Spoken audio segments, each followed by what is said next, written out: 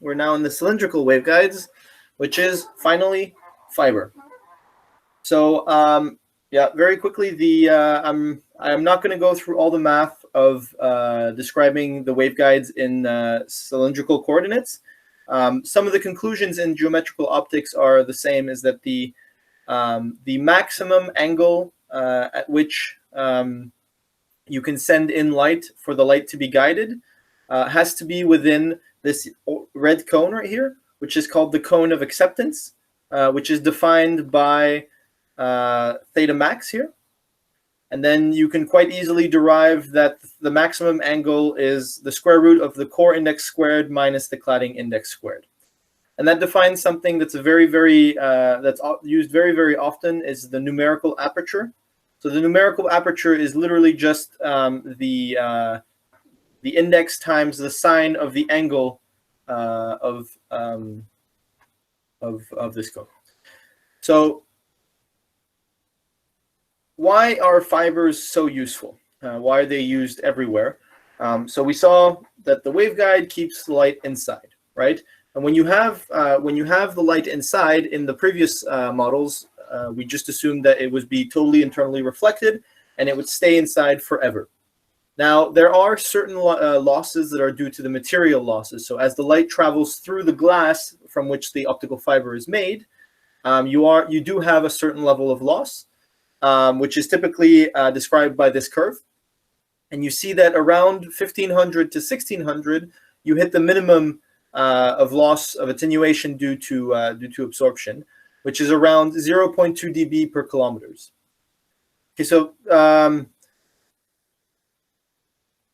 is anybody not okay with the dB, the decibel, the decibel scale? If there's one no, I'll explain it. Otherwise, I'll assume everybody gets it. Okay, so the decibel scale is just a logarithmic scale.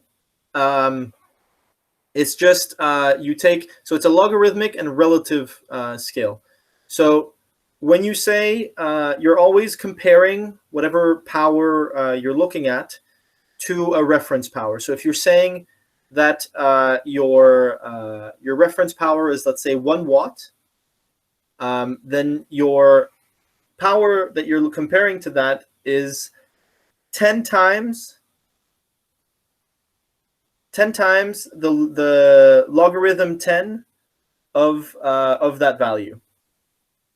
So of the ratio of your value divided by, this is difficult to calculate.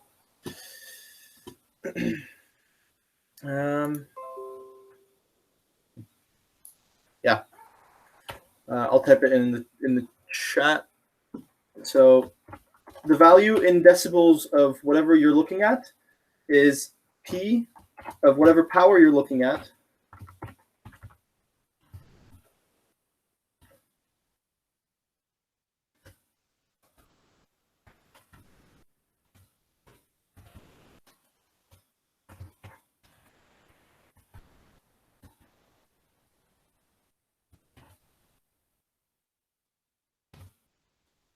is like this. So when you say that your power has increased by a factor of 10, your power is 10 dBs higher. Okay. If your power has decreased by a factor of 10, then let's do the math for that one. If your power P is 10 times smaller than P0, then it's log 10 of 1 over 10, and then using the logarithm rules, log 10 of 1 over 10 is just minus 1, and then the power is minus 10 dB. So every 10 dBs, you're increasing, or every 10 dBs up, you're increasing. Every 10 dBs down, you're decreasing your power by 1 order of magnitude. So by a factor of 10. So when I say here, if you say that you have 0.2 dBs per kilometers, the power that you have at the output is given by this equation. So it's your initial power times 10 to the minus 0.2 divided by 10. So that's, if you do the inverse operation of this one, actually let's write it down.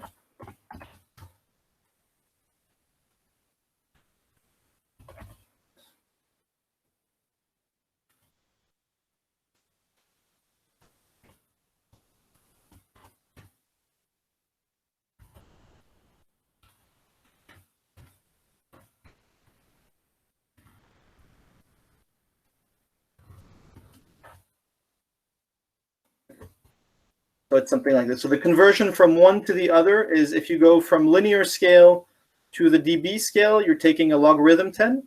And if you're going from the dB scale to the linear scale, then you're doing 10 to the power of that value divided by 10. So basically, if you run these numbers, what happens is that after 15 kilometers, you still have over half of your power. And at 100 kilometers, at this 0.2 dB per kilometer attenuation, you still have 1% of your power. So that makes it very, very interesting to transfer data and information over long distances, because when you compare it to coax cables, they have significantly higher attenuation. So what you have to realize here, because of the dB scale, 6 dB per kilometer is not what, 30 factor of 30 is not 30 times more attenuation. It's less than 10. But if you compare 0.2 to 120, it's not 2,400 times. No, that's wrong. It's not 6,000 times more. It's 12 orders of magnitude times more. So like it's significantly less attenuation than coax cables. So you can send your data across much, much longer distances. Okay, let's not spend too much time on this. So in fibers, you have, again, different index profiles. You have a single mode step index fiber. So that's a step index fiber, just like the step index planar guide that we saw, except that the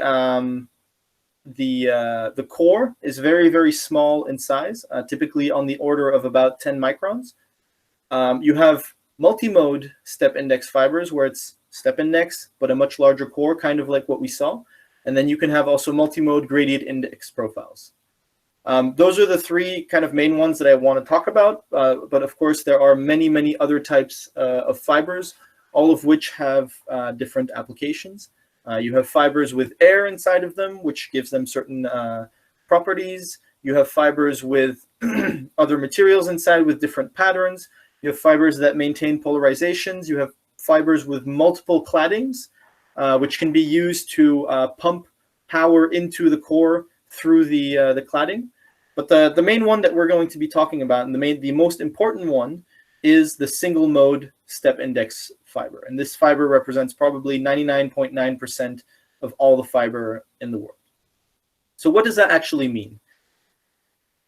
We saw with the planar waveguides that if you have a step index, you have all sorts of different angles that can occur of rays traveling and being totally internally reflected inside the waveguide.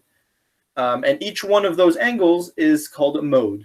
It's a path that the rays can take. So what does it mean when you say a single mode step index? It means exactly what its name says, is that there's only one path along which the ray can propagate. And this is kind of where geometric optics kind of crashes. It's where it can't explain the propagation of light in the fiber anymore.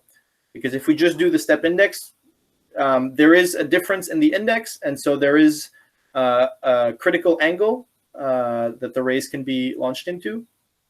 And that's kind of tells us that there should be multiple angles at which the light can propagate, and therefore multiple modes. But in reality, there isn't.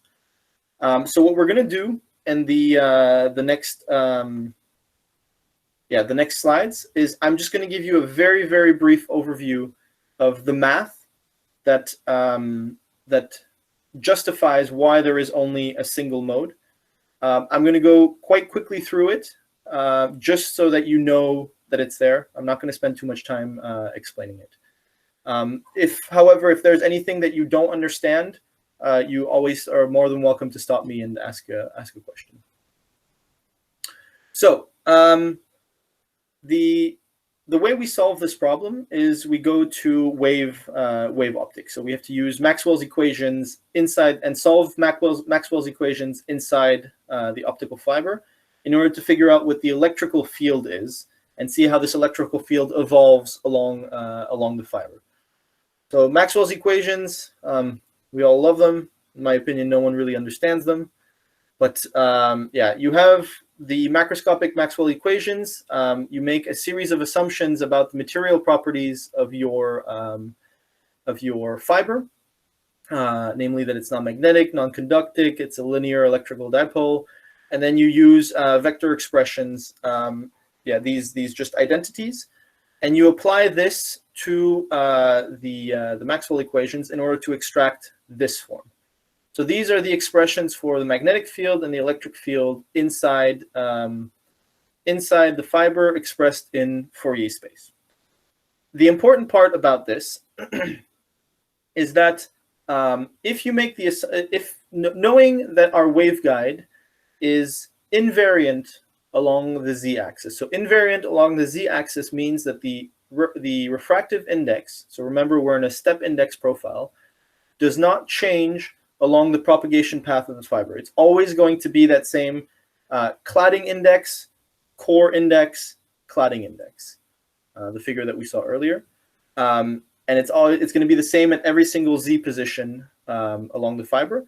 Then you can kind of postulate that the solution to your wave equation is also going to be it can be one term, which is the cross-sectional value, and then one term that's only dependent on z, and this gives you this type of solution. So the electric field in your optical fiber is described by a cross-sectional term, which varies in x and y, multiplied by a phase term, which varies the phase as a function of z. Skipping through really fast. So once you have this expression right here, one of the important approximation is the weak guidance approximation. So the weak guidance approximation just says that the core index and the cladding index are very close together, which is the case. In fibers, typically the difference between optical fibers, single mode optical fibers, the difference between the core index and the cladding index is usually going to be about 0.005, so 5 thousandths. Using this very small difference, what happens is the logarithm of n squared terms falls to approximately 0 and strongly simplifies both these equations for the electric field and the magnetic field, and they're actually exactly the same equation. And then what happens is if you express the solution for the cross-sectional electric field as a radial term multiplied by a cosine anyway, if you express the solution in this form, you get this differential equation, which can be solved. And basically, it says that in step index single mode fibers, there's a finite number of solutions. So that means there's a finite number of modes, and each of these modes is discrete. So it has one effective index, one beta bar. And yeah, so there's not a continuum of solutions like we saw in the geometric approach. So it's not any angle between 0 and theta c. It's very specific beta bar values. And what's interesting is that if you make your optical fiber a certain size, you can change the number of modes that can occur in the fiber. And then, of course, what is done in practice is that you select the size and the material and the wavelength such that there is only one solution, and there's only one solution that can propagate in your waveguide, in your fiber. So in single mode fibers, step index single mode fibers, the only solution that can propagate is this one right here, L0M1. That means that whenever you shine a laser out of a fiber, it's always going to look like this round spot. However, if you're not using the right wavelength or you're not using the right fiber, it's possible that more modes appear, meaning that there are multiple solutions to this equation, and they can occur. Now, the amount, when multiple modes can occur, the amount of energy of each one depends on the boundary condition, on the initial conditions of how the light entered the waveguide. So if it entered perfectly flat, then it's most likely that most of the energy is going to be in the fundamental mode. But if it entered in any way crooked or not perfectly co-aligned with the fiber, if it entered not perfectly co-aligned with the fiber or crooked, and it is possible for those modes to exist, then there can be these other modes. So these pictures right here are the amplitude of the electric field. I'm going to show a quick video of what actually looks like in practice, and then we're going to stop for a second and make sure that everybody sort of understood that.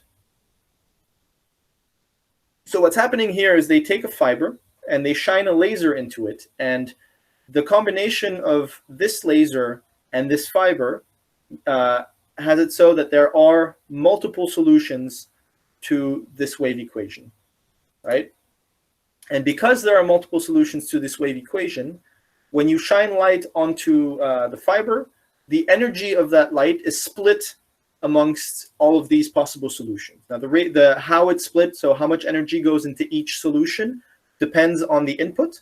And so what they're doing in this video is they're changing the input slightly to go to maximize the energy in one of the shapes. And you can see that these shapes more or less reflect the ones that we have here. Okay.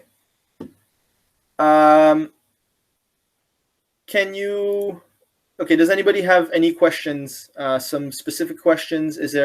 Please tell me what's unclear, because there has to be something that was unclear in that. It was very fast.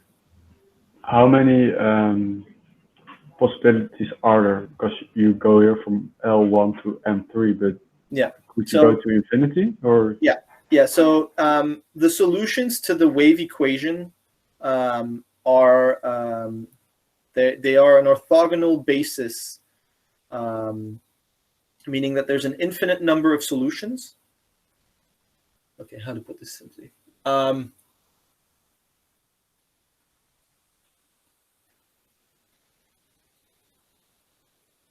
Yeah, there are an infinite number of solutions to this equation, depending on on the fiber properties, which are described by this term right here.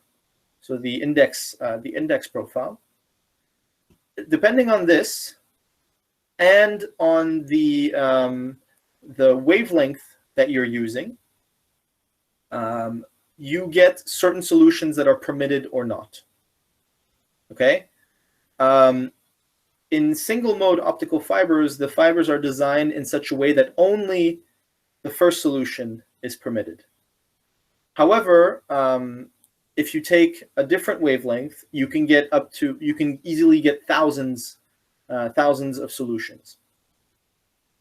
So there's no upper limit to how many you can have mathematically, but then in practice, of course, in order to reach an infinite number of modes, you have to have an infinitely large wavelength, infinitely large fiber, and an infinitely small wavelength, which that doesn't make sense. But yeah, mathematically. So it's not one specific wavelength and one specific material. It's the combination of the two. It's actually a very, very good question. So the way you determine how many modes can occur is by solving the ray equation. But there are certain tricks that you can use in solving that to kind of make it simpler. One of those is the normalized fiber frequency, or the V number.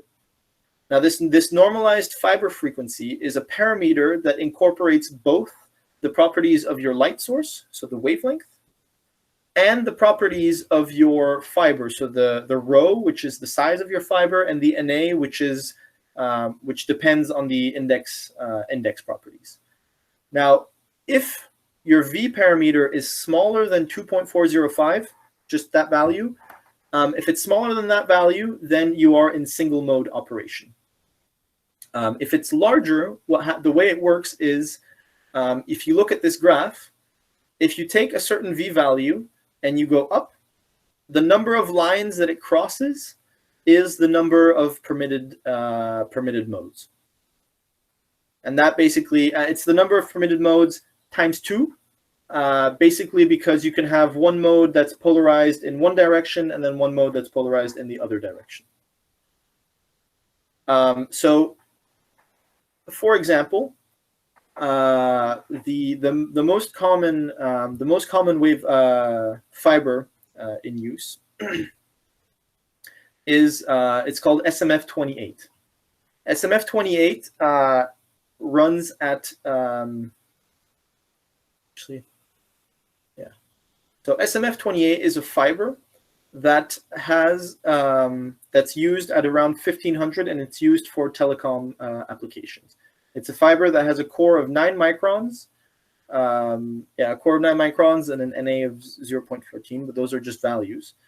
And when you have a laser that's anywhere, so at 1500, the V value is way below 2.405.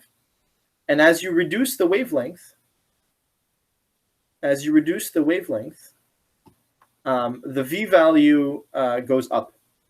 And the wavelength at which a fiber stops being single mode is called the cutoff frequency, or the cutoff wavelength.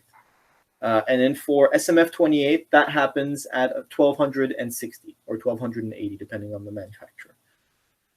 And so if I shine, let's say, blue light, so visible light, any visible light into that fiber, I'm going to get something like this. So something where you can have all these different modes depending on how you shoot the light into the fiber. It's actually quite likely that that's exactly what they're doing in this case.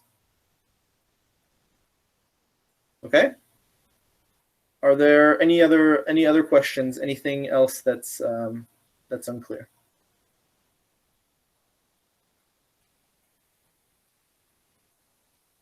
Okay, so I'll add to that briefly that solving Maxwell's equations. So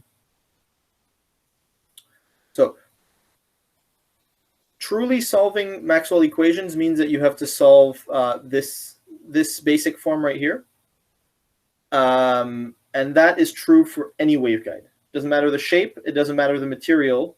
If you really so long these assumptions are respected, it can be of any shape. It can be a cylindrical waveguide, it can be a planar waveguide like we had, it can be a square waveguide, and it can also have any type of inclusions in it.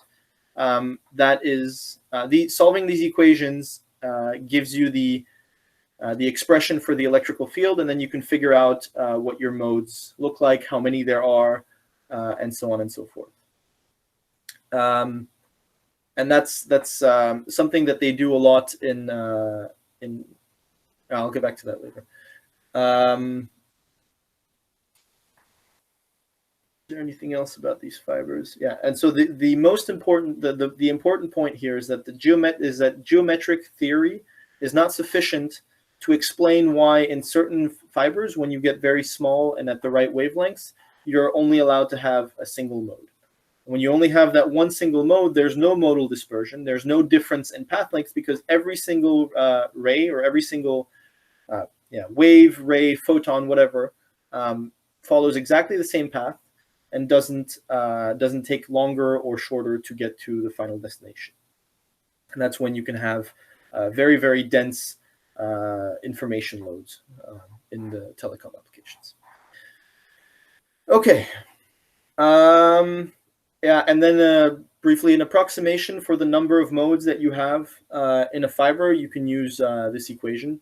The further away, the larger your V number, the more accurate it gets. Okay, so that was the theory. The point was just to show you that there's that geometric optics doesn't explain it, that you need wave optics to do so, and just to give you a highlight. If anybody is super interested in that, I'll be glad to give you all the references that you need to do the full development. But I highly doubt that will be the case. In practice, when you're building systems that include fiber, you have some components that are some very important components that show up pretty much everywhere. And three of these are power split. Are the following. So it's power splitting coupler. So a power splitting coupler is made by bringing two single mode fibers together, and then you fuse them thermally. So we put them through fire or through a very hot electric arc. You heat it up, the glass melts, and then you pull them together such that basically the cladding, so the outer part of the glass melts, and the cores are brought together very, very, very close, and they also shrink. And by doing that, what happens is the energy can be transferred from one core to the other, and then depending on how much you heat, how much you pull, and so on and so forth, you can achieve any power ratio. So you can have a split 99-1, 90-10, 50-50, 70-30, whatever you want. Now, that's very important in a lot of applications to split your power, but it's also very important because what happens is in this fused segment right here, the electric fields add. Now, can anybody tell me where it might be important for electric fields to add? Magnets? Yeah. Magnets? Did you say magnets? Yeah. Okay, that's not what I was thinking, but yeah, no. Yeah, so it's something that you guys had in BMO. So there are certain types of applications where adding electrical fields is important. OCT again? Exactly. So OCT or any interferometric application for that matter. So when you want to do interference, you want to have your fields adding together so that you can look at the interference signal, and that's exactly what happens in these couplers. Another important component is a fiber circulator, and it's exactly what it looks like. It's a sort of roundabout for light. It's based on the Faraday effect, and the Faraday effect basically rotates the polarization, and it rotates the polarization such that it goes from port 1 to port 2 with high selectivity. So port 2 only accepts that specific polarization state, and then on the way back it won't go from port 2 back into port 1 but rather into port 3. And that's it's an important component when you want to try and direct your light from, let's say, whatever sample you're measuring back to a detector, and you don't want that light to go back into a laser, for instance. And another component is fiber Bragg grading. So fiber Bragg grading is when you inscribe index variations, this time not along the radial direction of your fiber, but rather as a function of z. And basically what happens is it's the same thing as a it's the same concept as a Fabry-Perot, where you're going to have at the first interface right here, because there's a difference in index of refraction, part of the light is reflected backwards. Part of the light goes through. At the second interface, part of the light also is reflected backwards, and part of it goes through, and so on and so forth. And so if the distance between all of these interfaces is made in a very specific manner such that whatever is reflected backwards adds coherently, you have this effect that only one very specific wavelength can come back, and all the others are transmitted through. So it's very useful in building filters sometimes if you want to select one wavelength. And it's also useful in generating triggers in OCT, for example. So you remember in your OCT class with Professor de Boer that in SS OCT you sweep the wavelength. And one of the ways that you know every time you sweep is by using a fiber Bragg grading. where every time it crosses one very specific wavelength, there's a pulse of light that comes back through the fiber grating. And actually, there we go. And it looks like exactly like this. So you have your swept laser right here, and you use first off one of these power couplers. So in this case, it's a 99.1 because you want to preserve as much power as you can to go into your system, but you do want to send a little bit to this fiber brag grating, which acts as a trigger mechanism. So the laser just sweeps the wavelengths, and every time it hits, let's say 1300 nanometers, so it sweeps from 1200 to 1400. Every time it hits 1300, some light comes back, and then some of that light is going to go into this detector right here, and we're going to get a peak signal. The rest of the time, all the light simply goes through the fiber brag grating.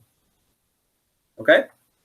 Now, then in the second, so we're going to run through because all three of these components are in here.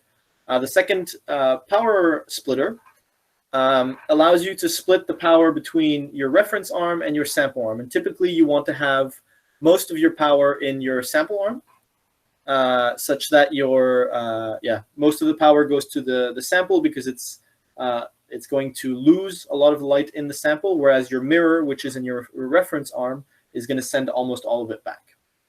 And in both arms right here, you have these circulators. So the light in the reference arm travels up here. It goes from port 1 to port 2 to the mirror, and then it comes back. And what you want is this light to go further into the system so that it can be analyzed, or so that it can interfere with the other arm. So then it goes down this way rather than going back to the laser. The same thing occurs in the sample arm, and then the interference, as I said, occurs here, where both the light signals come here, mix together, the electric fields add together, and then it generates the interference effect.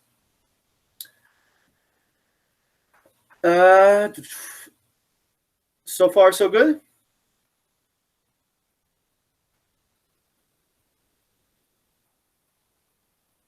Are there any questions, anything unclear? Going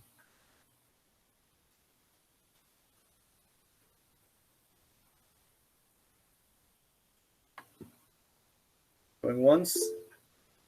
Okay, all right. All right. So that's the chunk on the fiber theory. I'm now going to go over some of the advantages and some of the ways that fibers are applied in biomedical optics. I think there's another maybe 15-20 minutes to go, and then we'll talk quickly about the assignment, and then that'll be it. So I know I've gone a little bit long already. So fiber, why is it so advantageous? Mostly because it's very small. So the fact that fiber is extremely small, so typical fiber is around 125 to maybe 200 microns in diameter. That's roughly the size of a human hair. It means it's very, very small, and so it can fit into very, very small holes. And that has an infinite number of applications in endoscopy, because it means that you can bring a measurement device into the body without having to cut it open or without having to remove something from the body, which is typically much more invasive, and in medicine it's something that you really want to avoid. So those two advantages are mainly from the flexibility and the size of the fiber.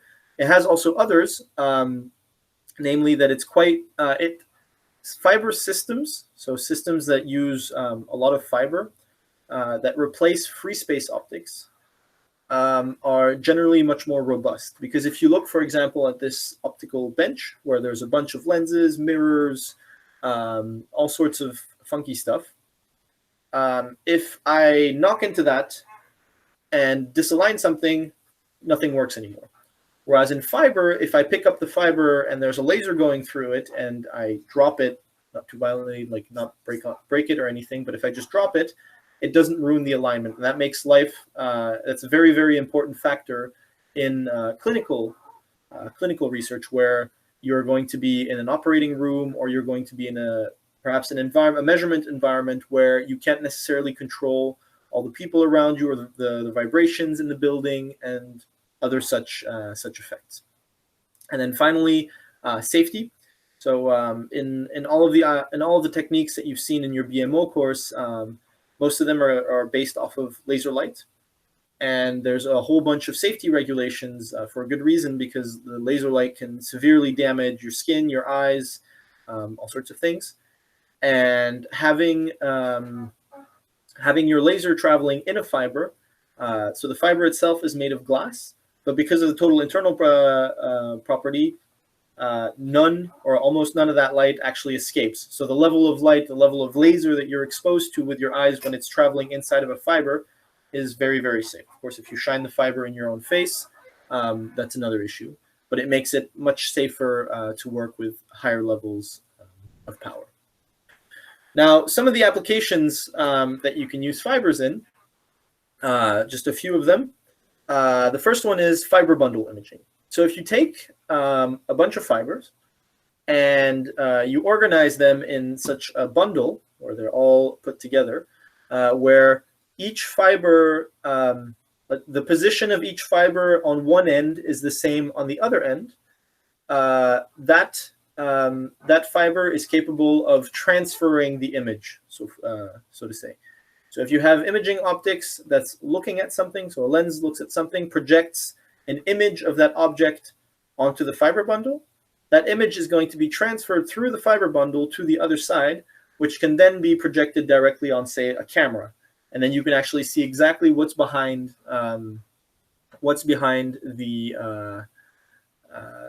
fiber bundle. And the advantage is the fiber bundle can be very, very long, and it's also very, very small. So you can get someone to swallow it, you can insert it in the tip of a needle, and then you can go have a look inside the body without necessarily, again, having to cut it open or having to resort to using cameras. So a lot of endoscopes in modern biomedical optics rely on video cameras, which are nowadays very, very small, but sometimes not small enough.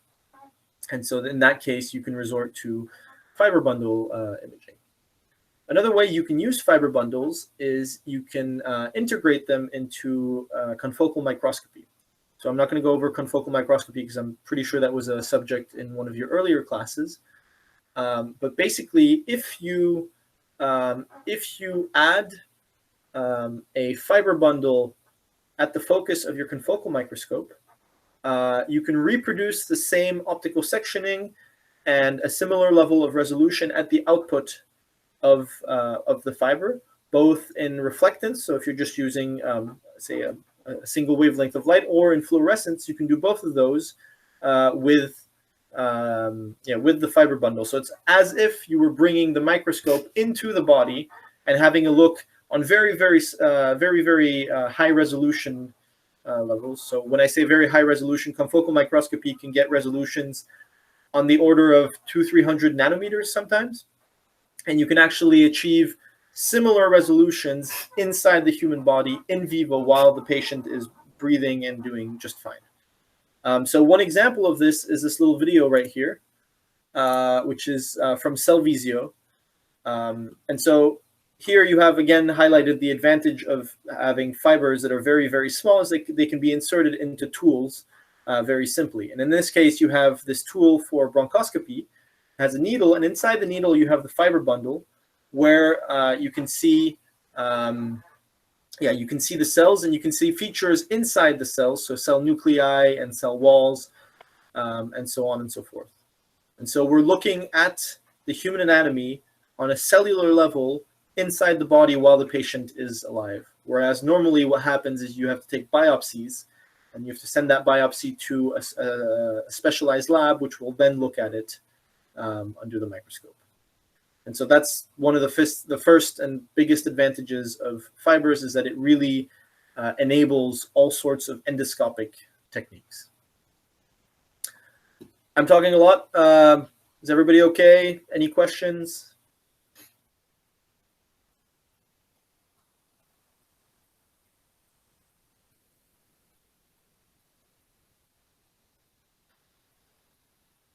All good? All right. So another way that you can perform optical imaging, instead of using a fiber bundle which directly captures a full field, a full image, is you can do point scanning methods. So a point scanning method is when you shine your laser beam onto whatever a specific spot of your sample, you acquire information there, and then you move to the spot next to it. And you do the same thing, and next to it, next to it, next to it, and then if you do a grid scan where you scan a certain surface area, or perhaps a circular scan, you can build 2D and then even 3D images, which is exactly what OCT does. Now, again, the advantage, the size advantage conferred by fibers is that we allows us to build these tiny little endoscopes that can go inside needles, inside various body cavities.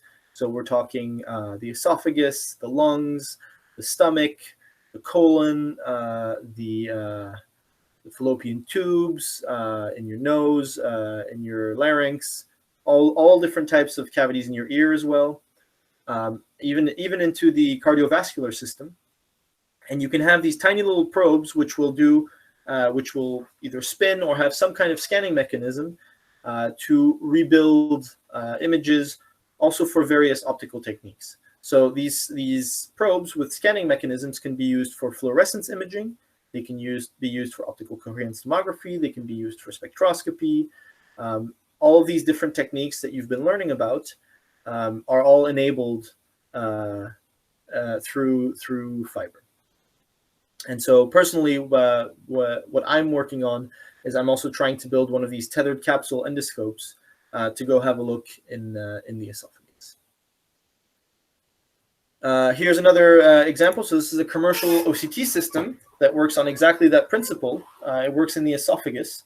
What happens is a balloon pumps up to stabilize this catheter, so it stabilizes the esophagus, and then through a circular scan, it performs the B scan in OCT, and then as you pull it back, you perform a series of B scans, which allows you to image the entire volume.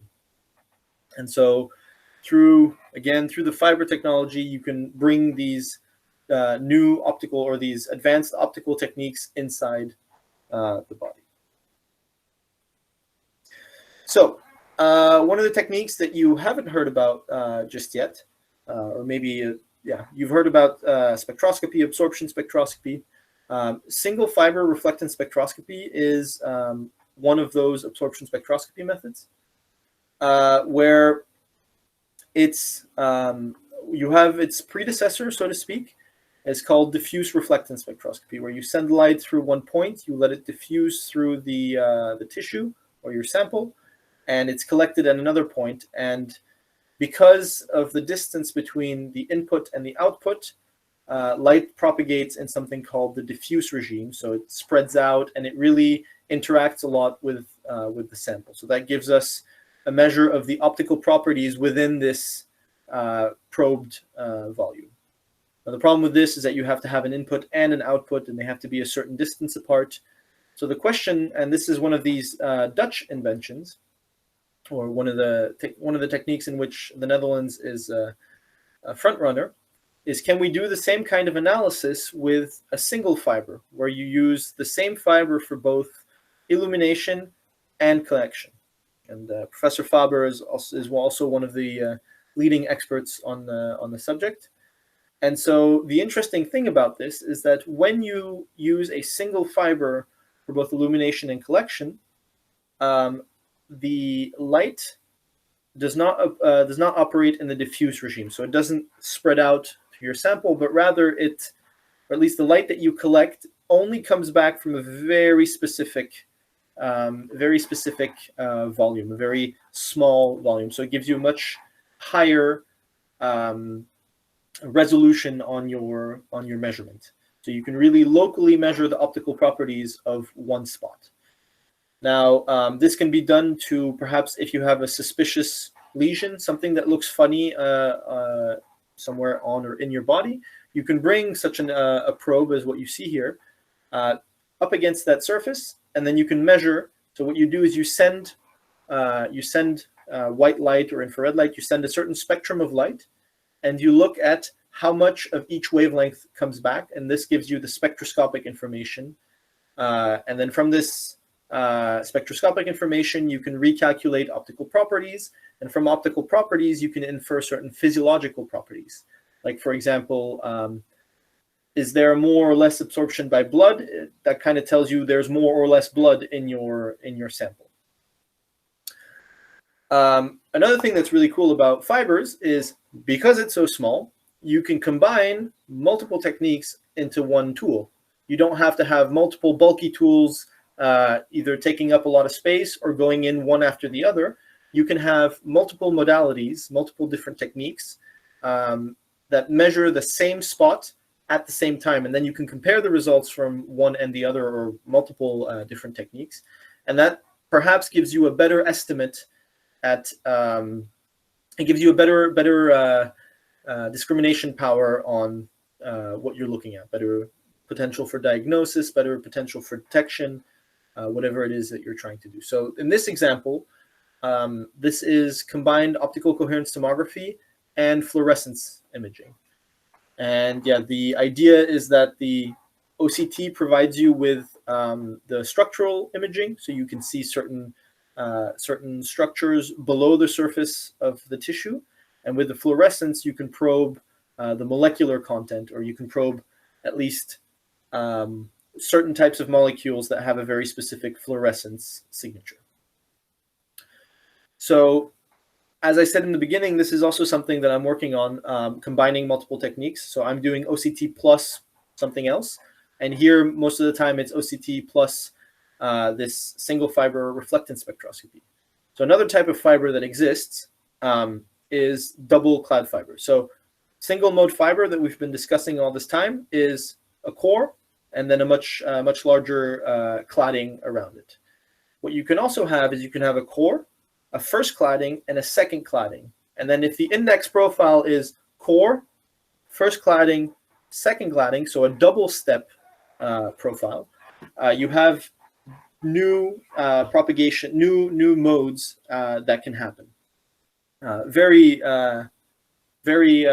briefly, what can happen is you can use the core for illumination of for two different modalities. So it could be OCT plus fluorescence, and it could be OCT plus, in my case, white light spectroscopy, single fiber reflectance spectroscopy. So I send both the OCT light, the near infrared light, and the white light for the spectroscopy through the core.